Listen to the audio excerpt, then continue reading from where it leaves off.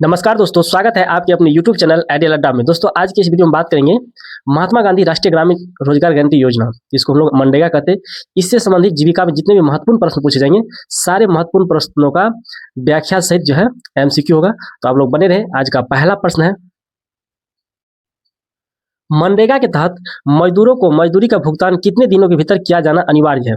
इसका सही आंसर होगा option number B, muster roll बंद होने के 15 दिनों के भीतर। मनरेगा अधिनियम यह सुनिश्चित करता है कि श्रमिकों को उनकी मेहनत का फल समय पर मिले। अधिनियम के अनुसार मस्टर रोल यानी उपस्थिति पत्रक बंद होने के 15 दिनों के भीतर मजदूरों को उनकी मजदूरी का भुगतान कर दिया जाना चाहिए।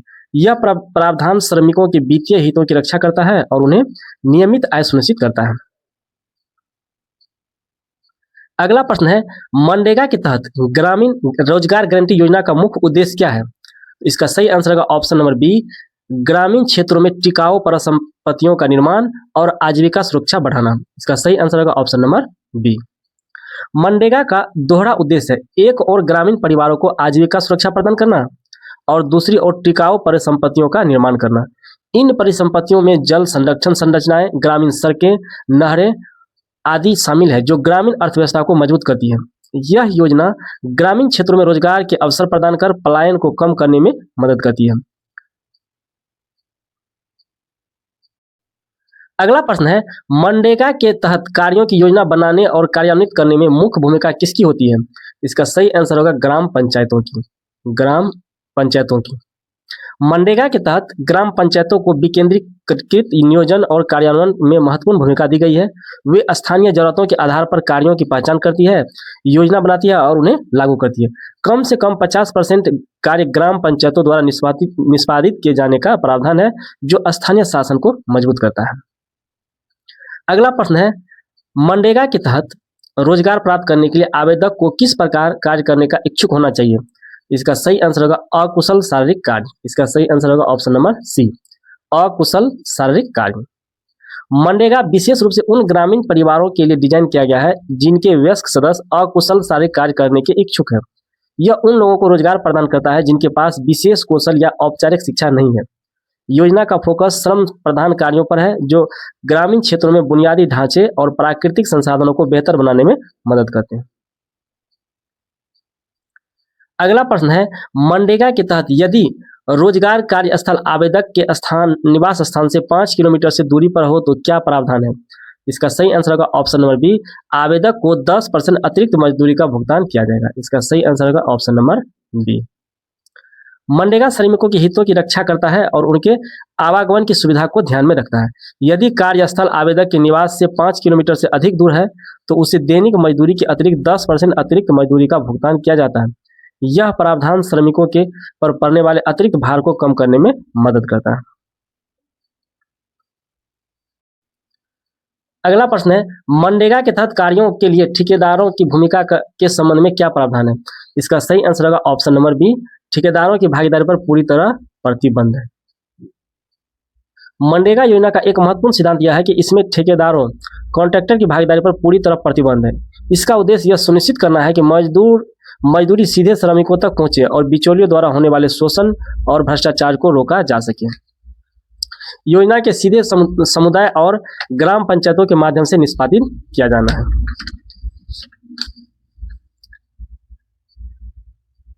अगला प्रश्न है, मनरेगा के तहत बनाए गए जॉब कार्ड की वैधता अवधि कितनी होती है? इसका सही आंसर होगा ऑप्शन नंबर सी, 5 वर्ष तक। 5 वर्ष तक। मनरेगा के तहत जारी किए गए जॉब कार्ड की वैधता 5 वर्ष होती है। 5 साल पूरे होने पर परिवार को नए जॉब कार्ड के लिए आवेदन करना होता है या मौजूदा कार्ड का नवीनीकरण किया जा सकता है। यह सुनिश्चित करता है कि जॉब कार्ड में जानकारी अद्यतित रहे और अपात्र लाभार्थियों को बाहर किया जा सके। अगला प्रश्न है, मनरेगा के तहत मजदूरी दर कौन अधिसूचित करता है? कौन जो है मनरेगा के तहत मजदूरी दर को अधिसूचित करता है? इसका सही आंसर होगा ऑप्शन नंबर सी, केंद्र सरकार। मनरेगा के तहत अकुशल शारीरिक श्रम के लिए मजदूरी दर केंद्र सरकार द्वारा अधिसूचित की जाती है। यह दर प्रत्येक वित्तीय वर्ष के 1 अप्रैल से प्रभावी होती है और राज्यों के अनुसार भिन्न हो सकती है। मजदूरी दर का निर्धारण कृषि श्रमिकों के लिए उपभोक्ता मूल्य सूचकांक CPIAL में बदलाव के आधार पर किया जाता है। अगला प्रश्न है, मनरेगा का कौन सा प्रावधान ग्रामीण महिलाओं के आर्थिक सशक्तिकरण में महत्वपूर्ण भूमिका निभाता है? इसका सही ऑप्शन हो जाएगा ऑप्शन नंबर सी, कम से कम 1/3 लाभार्थियों का महिला होना। कम से कम 1/3 लाभार्थियों का महिला होना। मनरेगा का एक विशिष्ट लक्ष्य ग्रामीण महिलाओं को सशक्तिकरण है और इसे प्राप्त करने के लिए कुल लाभार्थियों में से कम 33% महिलाओं को शामिल करना अनिवार्य है। यह प्रावधान महिलाओं को आर्थिक रूप से स्वतंत्र होने, अपने परिवारों में निर्णय लेने की शक्ति प्राप्त करने और सामाजिक रूप से अधिक सक्रिय भूमिका निभाने में मदद करता है। यह ग्रामीण महिला श्रम शक्ति को मुख्य धारा में लाता है। अगला प्रश्न है, मनरेगा के तहत शिकायत निवारण के लिए प्राथमिक स्तर पर शिकायतें कहां दर्ज की जा सकती हैं? इसका सही आंसर होगा ऑप्शन नंबर सी, ब्लॉक और जिला स्तर पर। ब्लॉक और जिला स्तर पर मनरेगा में एक प्रभावी शिकायत निवारण तंत्र है जो यह सुनिश्चित करता है कि श्रमिकों की शिकायत का समाधान किया जा सके। प्राथमिक स्तर पर शिकायतें ब्लॉक और जिला स्तर पर नियुक्त अधिकारियों के पास दर्ज की जा सकती है। यह विकेंद्रीकृत प्रणाली शिकायतों को त्वरित और स्थानीय समाधान को बढ़ावा देती है। अगला प्रश्न है, मनरेगा अधिनियम किस वर्ष पारित किया गया था? इसका सही आंसर होगा ऑप्शन नंबर बी, 2005 में। मनरेगा को मूल रूप से राष्ट्रीय ग्रामीण रोजगार गारंटी अधिनियम नरेगा के रूप में 2005 में भारतीय संसद द्वारा पारित किया गया था। नरेगा के रूप में इस अधिनियम का मुख्य उद्देश्य ग्रामीण क्षेत्रों में आजीविका सुरक्षा बढ़ाना था। बाद में 2 अक्टूबर 2009 को इसका नाम बदलकर महात्मा गांधी राष्ट्रीय ग्रामीण गारंटी योजना यानी मनरेगा कर दिया गया। क्वेश्चन यहाँ से पूछा जा सकता है कि शुरू में मनरेगा का नाम क्या था? तो नरेगा था, और नरेगा का मतलब होता है राष्ट्रीय ग्रामीण रोजगार गारंटी अधिनियम, जो कि 2005 में भारतीय संसद द्वारा पारित किया गया था। उसके बाद इसका नाम 2 अक्टूबर 2009 को जो है बदल दिया गया और इसका नाम रख दिया गया महात्मा गांधी राष्ट्रीय ग्रामीण रोजगार गारंटी अधिनियम मनरेगा।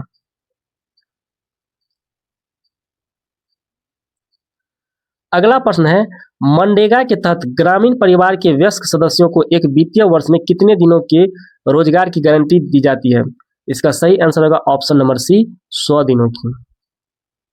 100 दिनों की। मनरेगा का प्राथमिक लक्ष्य प्रत्येक ग्रामीण परिवार के वयस्क सदस्यों को यह अकुशल शारीरिक श्रम करने के इच्छुक है एक वित्तीय वर्ष में कम से कम 100 दिनों के रोजगार की गारंटी प्रदान करता है। यह प्रावधान विशेष रूप से कृषि कार्यों में कमी या बेरोजगारी के समय ग्रामीण परिवारों को आर्थिक सहायता प्रदान करना है। सूखाग्रस्त या अधुसूचित क्षेत्रों में यह अवधि 150 दिन तक भी हो सकती है, लेकिन सामान्य गारंटी 100 दिनों की होती है। अगला प्रश्न है, यदि काम की मांग के 15 दिनों के भीतर रोजगार उपलब्ध नहीं कराया जाता है तो आवेदक किसका हकदार होगा? इसका सही आंसर होगा ऑप्शन नंबर बी, बेरोजगारी भत्ता का।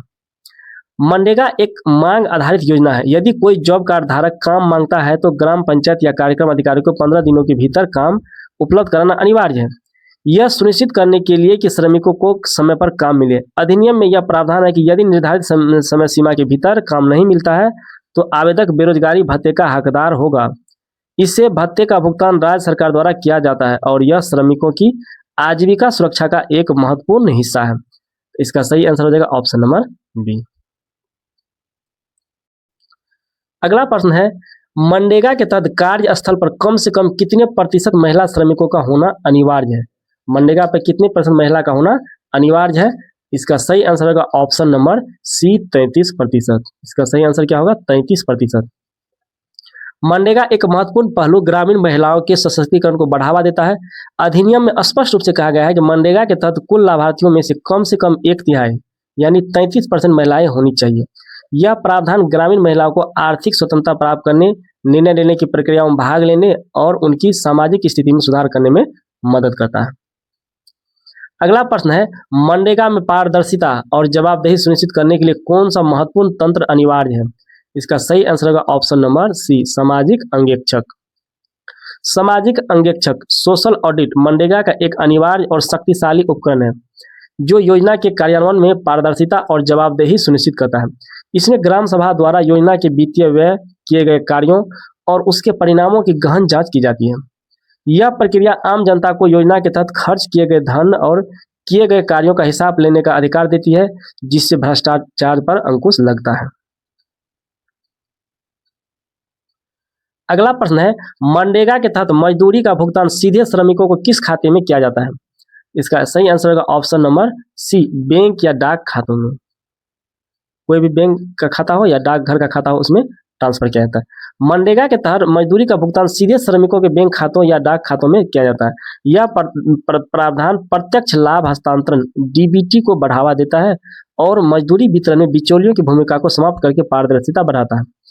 इससे भ्रष्टाचार कम होता है और यह सुनिश्चित होता है कि पूरी मजदूरी सीधे लाभार्थी तक पहुंचे।